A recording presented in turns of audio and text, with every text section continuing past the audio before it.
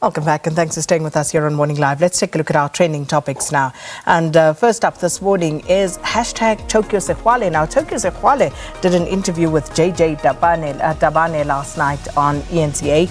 And the reason why this has captured the imagination of the Twitterati is because of some of the revelations, or as some would say, allegations that were made by Tokyo Sexwale, who spoke, for example, about a heritage fund, and he was saying that, you remember when former President Jacob Zuma announced free higher education, that wasn't just done on a whim.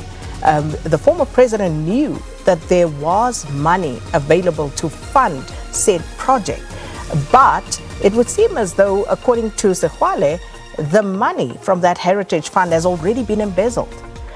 Also saying that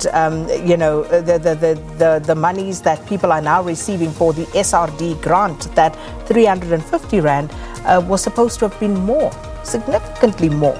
And unfortunately, again, the money seems to have been embezzled even before it could be purposed. So this is why Tokyo Sexwale is trending. People talking about those revelations that were made during that interview with JJ Tabane last night.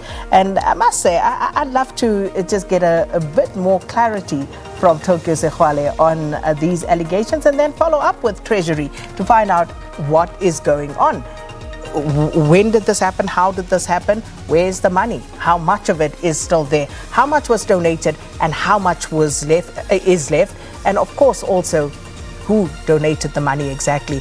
And it all becomes very important in the broader scheme of things. If you look at COVID-19 and all the funds, we've had the loans from the IMF, there was the loan from the BRICS Bank, then we had, of course, the Solidarity Fund and donations that were made towards that. And there's all of these funds, and it's been difficult to keep track of exactly how much has gone into that COVID-19 relief kitty, how much has been spent, etc. So, interesting one to keep an eye on. And yeah, we'll definitely try to get Tokyo Sexwale on. Let's hear what the story is. And then the next one, hashtag Cape Town fires. We've been talking about this since yesterday, when the first visuals actually came to light, and absolute devastation visited on the University of Cape Town as well.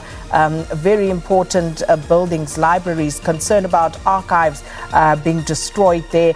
Also historic landmarks in Cape Town. If you look at the historic Mostard's Mill, for example, that has been destroyed, and those fires continue to rage this morning. Southeaster has also now picked up, and that is hampering efforts by the rescue teams in the city of Cape Town to try and get this blaze under control.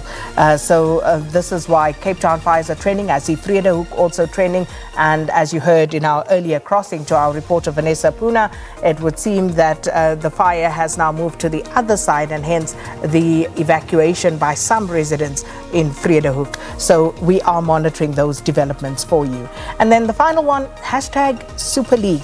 And Valen and I were talking about this morning. And this, of course, was something that was mooted even before the lockdown, but now it has gained traction. And if you look at the trending topics this morning, at number one right now is, of course, the Super League. And then you also have Florentino Perez trending. And this is because this has gained massive traction. But also UEFA saying, and FIFA, that if these clubs sign up to this European Super League, which would of course comprise the biggest clubs in Europe, if they all sign on, then they are basically saying, as FIFA and UEFA, that the players then will not be allowed to participate in their national club competitions, and also won't be allowed to participate in the domestic club competitions, etc. So this one is gaining traction. It's an interesting one, but it remains to see how exactly it unfolds. So this is why a Super League is trending. And that takes care of our trending topics this morning. And of course, as it is with trending topics, they change all the time. But I can tell you, Cape Town fire is still up there.